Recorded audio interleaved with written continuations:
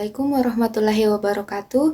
Perkenalkan, nama saya Mardia Eka Nugrahani. Di sini izinkan kami dari kelompok 5 untuk memaparkan hasil pembahasan kami mengenai gangguan pemeriksaan feses. Presentasi ini akan membahas secara singkat mengenai pendahuluan dan pengertian feses, mekanisme terjadinya gangguan tersebut, faktor-faktor yang mempengaruhi, macam-macam gangguan klinis dan contohnya, serta pemeriksaan laboratorium dan pemeriksaan penunjang. Nah, sebelum itu, saya akan membahas apa itu kimia klinik. Kimia klinik adalah ilmu yang mempelajari teknik terhadap darah, urin, sputum, ludah atau dahak, cairan otak, ginjal, dan sekret-sekret yang dikeluarkan. Pemeriksaan laboratorium yang berdasarkan pada reaksi kimia dapat digunakan darah, urin, atau cairan tubuh lainnya. Terdapat banyak pemeriksaan kimia darah di dalam laboratorium klinik, antara lain uji fungsi hati, otot jantung, ginjal, lemak darah, gula darah, fungsi pankreas, elektrolit, dan dapat pula dipakai beberapa uji kimia yang digunakan untuk membantu menegakkan diagnosis. Diharapkan pelayanan pemeriksaan kimia klinik di laboratorium itu agar dapat terlaksana dengan efektif dan efisien. Apa yang dimaksud dengan feses? Jadi, feses adalah sisa hasil pencernaan dan absorpsi dari makanan yang kita makan yang dikeluarkan lewat anus dari saluran cerna. Jumlah normal produksi feses adalah 100-200 gram per hari. Terdiri dari air, makanan tidak tercerna, sel epitel, debris, selulosa, bakteri, dan bahan patologis. Jenis makanan serta gerak peristaltik mempengaruhi bentuk, jumlah, maupun konsistensinya dengan frekuensi defekasi normal 3 kali per hari sampai 3 kali per minggu. Pemeriksaan feses dalam kimia klinik bertujuan untuk mendeteksi adanya gangguan pada saluran pencernaan, fungsi hati, pankreas, dan penyerapan nutrisi. Pemeriksaan ini penting untuk membantu menegakkan diagnosis berbagai penyakit seperti infeksi, perdarahan, saluran cerna, malabsorpsi, dan gangguan pencernaan lainnya. Adapun mekanisme dari pemeriksaan feses itu, yang pertama ada pembentukan feses di usus besar. Sisa makanan yang tidak tercerna masuk ke kolon, air diserap, kemudian membentuk massa feses yang padat. Yang kedua ada pergerakan peristaltik, di mana gerakan otot polos mendorong feses ke rektum. Yang ketiga ada refleks defekasi, di mana rektum meragang, kemudian sinyal dikirim ke otak dan dorongan untuk buang air besar. Yang ketiga ada relaksasi sfinkter. Sfinkter internal relaks secara otomatis, sfinkter eksternal dikontrol secara sadar atau kita bisa menahan atau melepas. Baik, selanjutnya yaitu adalah faktor-faktor yang mempengaruhi gangguan pada feses. Nah, yang pertama itu ada pola makan dan nutrisi, di mana kekurangan serat itu dapat menyebabkan konstipasi karena feses menjadi keras dan sulit untuk dikeluarkan. Yang kedua ada kelebihan lemak atau makanan pedas, itu dapat memicu diare atau iritasi pada usus, dan asupan cairan yang rendah membuat feses menjadi kering dan keras. Yang kedua itu ada aktivitas fisik seperti kurangnya gerak, itu dapat memperlambat peristaltik usus dan menyebabkan konstipasi. Dan imobilitas jangka panjang dapat menyebabkan risiko infeksi feses meningkat. Selanjutnya yang ketiga itu ada usia, di mana pada lansia penurunan tonus otot usus dan sfinkter itu menyebabkan kontrol defekasi menurun, dan pada anak-anak belum sepenuhnya mampu mengontrol refleks defekasi. Yang keempat itu ada kondisi medis seperti sindrom iritasi usus besar atau IBS, itu dapat menyebabkan diare atau konstipasi bergantian. Selanjutnya ada penyakit radang usus atau IBD, itu menyebabkan peradangan kronis sehingga mengalami gangguan pada feses. Selanjutnya ada hipotiroidisme, itu dapat memperlambat metabolisme sehingga menyebabkan konstipasi. Dan neuropati diabetik atau Parkinson, itu menyebabkan gangguan pada saraf sehingga refleks defekasi terganggu. Selanjutnya yang kelima itu ada obat-obatan, di mana obat-obat seperti opioid, antasida, dan antihistamin itu dapat menyebabkan konstipasi, dan antibiotik dapat mengganggu flora pada usus sehingga dapat menyebabkan diare. Dan yang keenam ada kebiasaan defekasi seperti menahan buang air besar terlalu sering itu dapat mengganggu refleks alami sehingga menyebabkan konstipasi kronis dan kurangnya rutinitas toilet yang teratur. Itu dapat mengacaukan ritme pada usus. Baik, selanjutnya ada macam-macam gangguan klinis, di mana macam-macam gangguan klinis ini ada 7 tipe. Tipe pertama itu ada sembelit, di mana fase ini berbentuk bulat kecil seperti kacang. Sangat keras dan amat sulit dikeluarkan. Tipe 2 ada sembelit juga, di mana fase ini berbentuk seperti sosis. Permukaannya menonjol-nonjol, tidak rata, agak keras, dan terlihat seperti akan terbelah berkeping-keping. Yang selanjutnya ada tipe 3, di mana tipe 3 ini adalah tipe klinis yang normal, di mana feses ini berbentuk seperti sosis. Permukaannya yang kurang rata, ada sedikit retakan, lunak, dan mudah dikeluarkan. Tipe selanjutnya ada tipe 4. Tipe 4 juga ini termasuk tipe normal, di mana feses ini berbentuk seperti sosis atau ular. Konsistensinya lebih lunak dan mudah dikeluarkan. Selanjutnya ada tipe 5, di mana tipe 5 ini adalah diare, di mana feses ini berbentuk seperti bulatan-bulatan yang lembut. Permukaannya halus dan mudah untuk dikeluarkan. Selanjutnya ada tipe 6. Tipe 6 ini juga termasuk diare. Feses ini memiliki permukaan yang sangat halus, agak cair, dan biasanya sangat mudah dikeluarkan.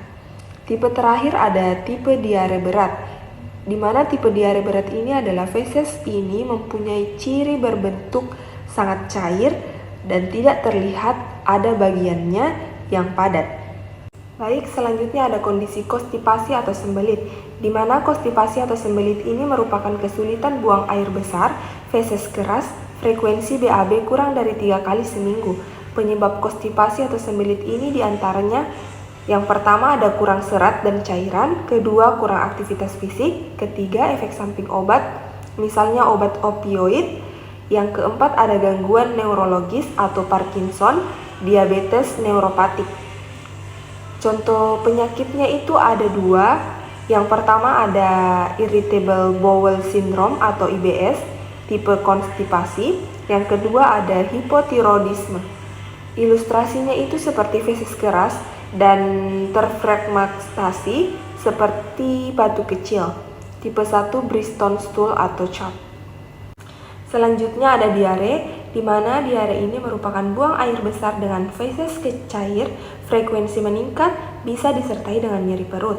Penyebab diare itu ada 3, yang kami ambil itu ada infeksi virus atau bakteri. Contoh bakterinya itu ada 2, rotavirus dan E. coli. Yang selanjutnya ada intoleransi makanan atau laktosa, dan yang terakhir ada peradangan usus atau IBD. Contoh penyakit yang kami ambil itu ada 2. Penyebab diare itu disertri atau diare berdarah akibat infeksi Shigella. Yang kedua ada kolera atau diare berat akibat Vibrio cholerae. Ilustrasinya itu seperti di samping, bisa dilihat pada gambar yang kami tunjukkan. Feses cair tidak berbentuk, bisa berwarna kehijauan atau berdarah. Materi selanjutnya yaitu inkontinensia fekal, adalah ketidakmampuan menahan buang air besar.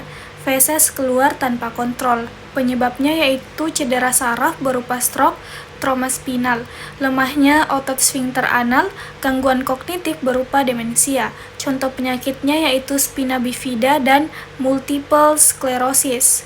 Ilustrasinya yaitu feses keluar spontan, bisa dalam bentuk cair atau padat tanpa disadari. Selanjutnya yaitu impaksi feses, yaitu feses sangat keras dan tersangkut di rektum, tidak bisa keluar meski ada dorongan. Penyebabnya yaitu konstipasi kronis, imobilitas, dan penggangguan laksatif berlebihan. Contoh penyakitnya yaitu megakolon toksik dan obstruksi usus distal. Ilustrasinya rektum penuh dengan massa feses padat, bisa terlihat pada radiologi. Pemeriksaan laboratorium pada diare. Pemeriksaan laboratorium kimia klinik pada makroskopis yaitu feses cair, warna kekuningan, kehijauan, berbau asam, kadang ada lendir atau darah. Adapun interpretasinya yaitu tanda infeksi pada usus, misalnya oleh bakteri Escherichia coli, Salmonella, dan Shigella. mikroskopisnya ditemukan leukosit, eritrosit, telur parasit seperti Giardia, Entamoeba histolytica.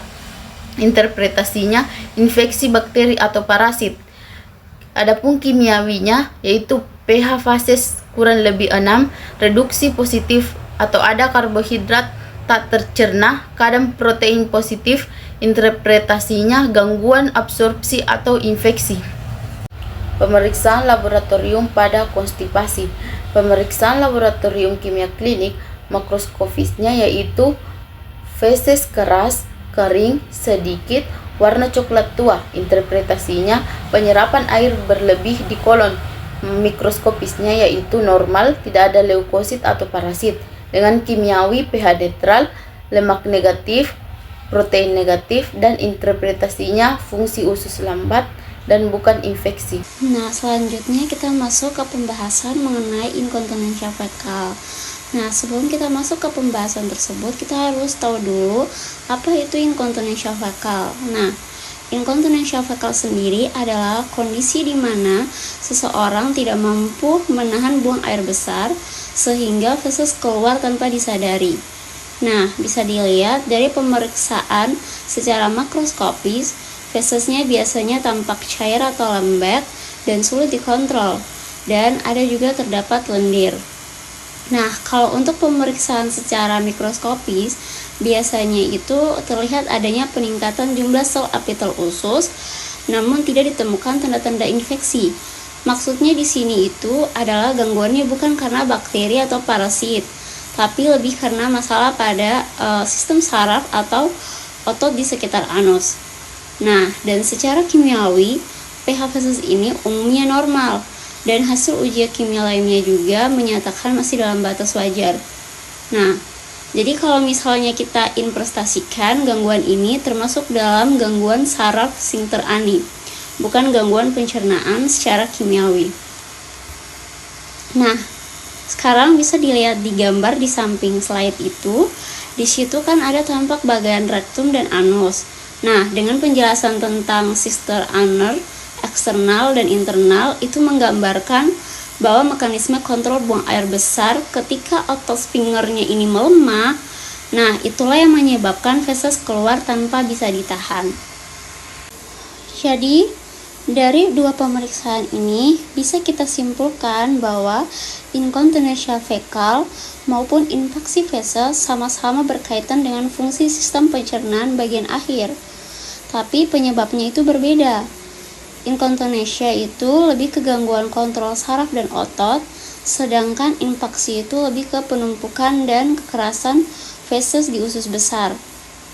Jadi, keduanya itu penting dikenali melalui pemeriksaan makroskopis, mikroskopis, dan kimiawi agar dapat ditentukan penyebab serta penanganannya dengan tepat. Nah, jadi teman-teman, dari semua pembahasan yang sudah dijelaskan sebelumnya, mulai dari pengertian feses, mekanisme terjadinya gangguan, faktor-faktor yang mempengaruhi, sampai ke pemeriksaan laboratorium dan penunjangnya, bisa kita simpulkan bahwa pemeriksaan feses memiliki peran yang sangat penting dalam bidang kimia klinik. Karena lewat pemeriksaan ini kita bisa mengetahui apakah sistem pencernaan seseorang berjalan normal atau justru sedang mengalami gangguan. Misalnya, dari pemeriksaan makroskopis kita bisa melihat bentuk, warna, dan konsistensi feses. Sedangkan dari mikroskopis kita bisa menemukan adanya sel epitel, sisa makanan, atau bahkan parasit. Dan dari pemeriksaan kimiawinya kita bisa mengetahui nilai pH-nya, kadar lemak, protein, serta kandungan zat-zat lainnya. Nah, hasil dari semua pemeriksaan ini kan sangat membantu dokter dalam membedakan jenis gangguan pencernaan seperti konstipasi, diare, inkontinensia fekal, maupun infeksi feses. Jadi, pemeriksaan feses bukan hanya melihat penampilan luarnya saja, tapi juga memahami apa penyebab di balik gangguan tersebut. Jadi, kesimpulannya, Pemeriksaan feses merupakan langkah penting untuk membantu menegakkan diagnosis dan menentukan arah pengobatan yang tepat bagi pasien. Mungkin segitu saja penjelasan dari kelompok kami. Semoga penjelasan ini bisa menambah wawasan kita semua, terutama dalam memahami pentingnya pemeriksaan kimia klinik. Terima kasih banyak sudah menyimak sampai akhir, semoga bermanfaat.